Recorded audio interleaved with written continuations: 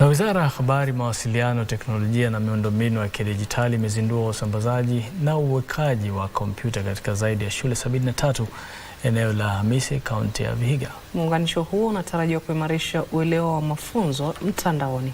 Kwa habari hii na nyinginezo, hapa mkusanyiko wa habari kutoka kaunti tofauti. Katibu wa utumishi wa umma Daktari Jane Imbunya aliwahimiza walimu kutumia fursa ya uzinduzi wa kompyuta hizo kuafikia makubaliano na shule nyingine kote nchini kwa ajili ya ushirikiano wa siku za baadaye. Muweke hao wanafunzi darasani. Switch this system. It is an interactive system. Wakati huo zaidi ya wakazi 2700 mjini Garissa wamepokea huduma za matibabu bila malipo kupitia kambi kubwa ya matibabu.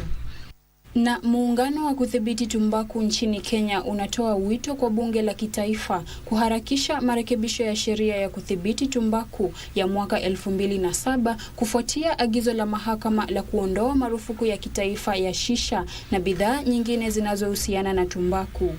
Kila jambo lifanywa kwa mujibu wa sheria na tuhakikisha ya kwamba kila jambo limo katika sheria zetu.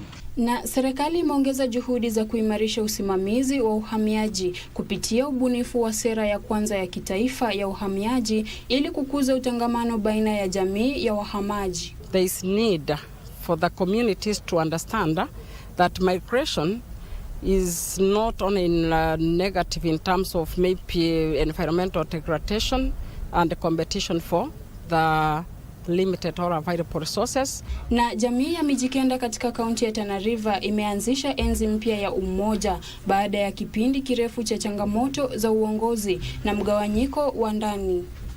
Tulikuwa tunahitaji kuwa na kiongozi na tumepata kiongozi, kwa hivyo hatutaki migongano tena, kwa sababu kunayo migongano ya kisiasa, kunayo migongano ya watu wa kutoka nje na kuja kuharibu muungano huu. Na spika wa zamani wa bunge la kaunti ya Kisumu Onyango Oloo amelaumu mgongano wa maslahi, utepetevu wa bunge hilo na kutochukua hatua kwa asasi za kiuchunguzi kwa madeni nyingi zinazosubiri kulipwa na kaunti ya Kisumu ya thamani ya shilingi bilioni 5.9. I'm calling upon wananchi to come forth.